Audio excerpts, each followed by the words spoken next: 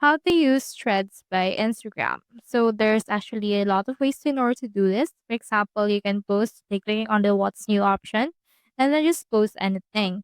You can also add a picture by clicking on this gallery option, or you can also take a picture, add a GIF, add a voice message, add in your hashtag or something like a poll or whatnots. Now for this one, let's head over and then add in here something.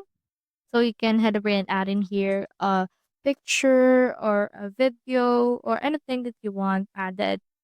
For example, let's add in here this and click on done and then click on this post. Now as you can see, it will repost it. If you want to like a post, you can just click on the heart icon. And if you want to comment, just click on the comment option next to that. Now you can also click on this third icon wherein you can repost or quote this particular post that you have. So that's how you use Threads app by Instagram. Hope you help.